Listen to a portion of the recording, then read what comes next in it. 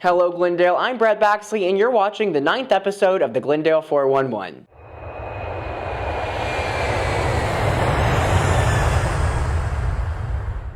Glendale's powerlifting team has made significant improvements since beginning competition last year. Paige Ledgerwood and Trace Klinkenbeard check it out. Last year, Glendale created a powerlifting team, and it started with just the football boys, but has now grown into other sports. We saw that there was a great need here to improve not only our football program, but the strength of the kids that wanted to compete and getting stronger, give them an opportunity to do so.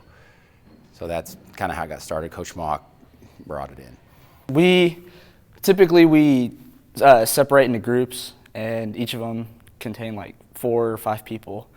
It really doesn't matter, but some people just put it into like shorter groups just to get done with the workout faster. But I go with a group of 4, and we just lift, and he gives us a certain lift for the certain day. Like Monday's bench, and then Tuesday is squat, and then Wednesday is deadlift, Thursday is front squat, and then Friday is military press, which is shoulders. I got involved in powerlifting probably freshman year when Coach Mock asked me what I was doing after the season, and I said, I don't know, Coach. And then he said, well, we have a powerlifting team starting up, and that kind of piqued my interest. So I tried it out, and I've loved it ever since. We're doing what we call progression, and what that typically does is we stay under our max weights through our normal workouts during the week, 75% to 90% of a max. So we never max out totally, but we work up towards peaking at that particular meet. Compared to last year, I think I'll do a lot better because I've gained a lot more weight, and I'm also more confident, and I think I can beat my competitors and really just have fun while doing it this year. This season is interesting because we have, I would say, the athletes that have committed to the powerlifting team, on average, believe it or not, their weights on those 3 lifts are 100 pounds more each weight. Like last year they might have been benching 160 pounds. This year they're doing 260.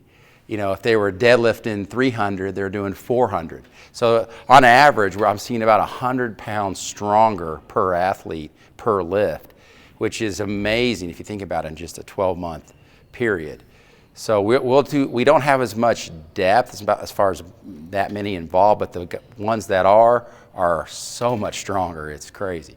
This past weekend, Glendale competed in the Fairgrove powerlifting meet and placed 2nd out of 10 schools.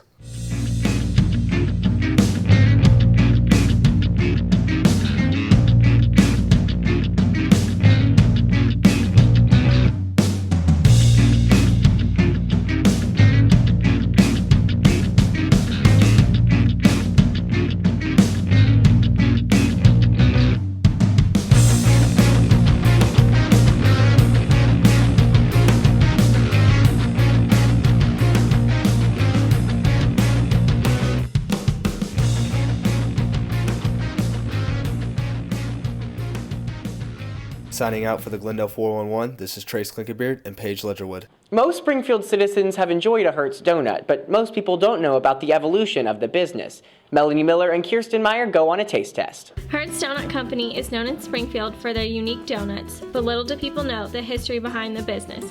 When Tim and Cass Clegg started the business, they only had $7.50 left in their bank account, as well as struggling to learn how to make donuts by watching YouTube videos 12 hours prior to opening day. Tim and Cass Clegg had the idea for a unique and modern donut shop. They wanted to put it downtown because they felt like that's where we could access the crowd that would be the most excited about that type of a business. I came in for an interview about 2 weeks before we opened. I had worked in pastry for about 8 years before that. And we opened the doors and had no idea how busy we would be. It took off from there. Well, since we've been open, we've moved to a different location, so our store is over 2 times bigger than it used to be, and it's a lot easier to help more people at once now because we can have more people here. What makes Hertz unique is not just the donuts, but the staff that works here. We pride ourselves on building a really great team, that's able to kind of come together and maintain the busiest kitchen in downtown Springfield. We have a lot of specialty donuts that we do, and unlike a lot of other donut stores, we're 24 hours, which brings in a lot of different demographic to our store. So we get a lot of young people in here. Right now, we are actually rolling out 1 to 2 new flavors weekly. We do that in a really limited time period, 1 or 2 days per flavor, just to see how the public responds to them, and then we kind of take things from there. Another program we're doing is usually on Thursdays, we'll do a specialty type of glaze, and we'll only have glazed donuts with that special glaze for that one day, and that changes weekly. Aside from producing donuts just for the stores, Hertz uses a remodeled ambulance to deliver donuts to the outlying cities. The Wambulance started because about 3 or 4 days after we opened, our owners were driving around and drove past an ambulance for sale. Made an impulse buy, they kind of put 2 and 2 together. And so they had this great idea to make an ambulance into a delivery vehicle, had the graphic wrap put on. Some of the cooks and I came up with some of the terms that you see on the side for the different compartments and things like that. It's gotten a lot of attention. It's actually won an award, so we're pretty proud of it. The future hopes and plans for the business are to take the positive things that we've established here and expand them outward. We're already in a few other states. We're looking to go in quite a few more states, but it's to take that same ethos that we have here, that same pride that we have for our product here, that same sense of teamwork that we have here, and apply it to every single satellite location. To visit this business, you can go to either of their 2 locations, one downtown at 320 Park Central or one at 1111 East Republic Road. Each are open 24 hours, 7 days a week. For more information, call the Donut Hotline at 417-300-6106. Signing out for the Glendale 411, this is Kirsten Meyer and Melanie Miller. Businesses on East Sunshine are expanding. Kayla Wines and Emily Farlander went on a drive. Many changes are happening on East Sunshine. Here's a quick preview of what's new and what's to come. At the corner of Sunshine and Campbell, there is a brand new Chick-fil-A that opened in November and is now serving dozens of people every day. In the remodeled Sidewalk Plaza, there is a brand new Jimmy John's that opened December 2015. Panera plans to move down the street next door to Qdoba and have its own building with a drive-thru. It's planning to open sometime this fall. A new sit-down, take-out Starbucks building is in the works. It will be next door to Neeks. The date it will open hasn't been released yet, but this will be the 16th Starbucks location in Springfield. Moving into the old Dillon's, which closed in December 2014, is an unnamed all-natural organic food grocery store that will open in the next few months. A new Mexican restaurant named Caesar's Old Mexico opened in December. It serves all the traditional Mexican favorites with Salvadorian dishes mixed in. There is a newly remodeled shopping center with meta games and a popular new restaurant named Smokin' Bob's Barbecue.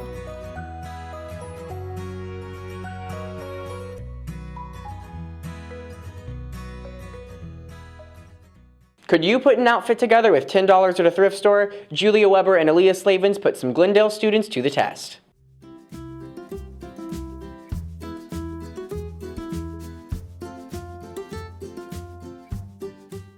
Thrifting as a high schooler is really beneficial to your wallet. It's really cheap, and so you can find a lot of things, especially if you like the older looking styles or more retro styles. You're gonna find a lot of things for really cheap, and it'll be really beneficial to your wardrobe and to your wallet. Well, you can definitely save a lot of money, and there's a lot of really nice things, especially that are still in style. It's not very expensive, so I can save money and get the clothes that I like without, $20 for a shirt or jeans. Me and Meg went to the Red Wax on Glenstone in order to try to find an entire outfit for less than $10 in under an hour. The $10 thrifting challenge was actually pretty challenging. You got up to about $9 and then you realized you didn't have any money for shoes, so you kind of had to rethink your entire outfit, so it was a lot more challenging than I thought it would be. I'm really bad at shopping anyway, so I thought it was actually kind of hard, but it was really easy to find really cute sweaters and stuff like that, and the shoes were kind of hard to find. My tip for finding an outfit at a thrift store is probably going to start with find a pair of bottoms and then plan your entire outfit around that. It's a lot easier to find an outfit that way. Make sure a shirt doesn't have pit stains before you buy it, because I've made that mistake before.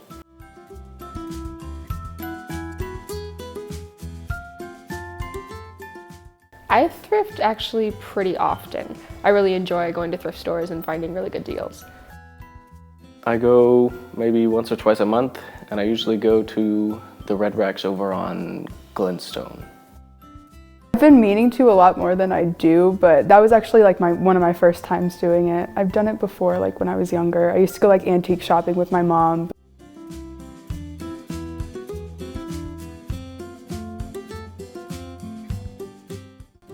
I bought a long sleeve pink turtleneck shirt for around $2, a skirt for around $4, and the shoes were close to $3. That's not including all the discounts.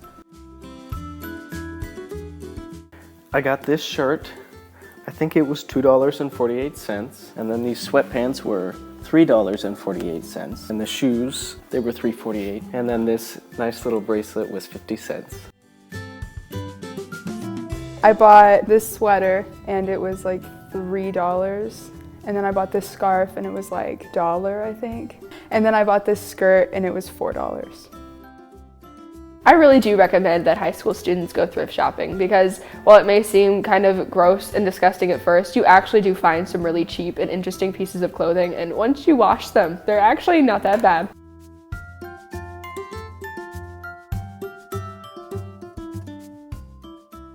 Thanks for watching the 411. Don't forget to check out some special projects that we have made on our YouTube channel. Signing out, I'm Brett Baxley.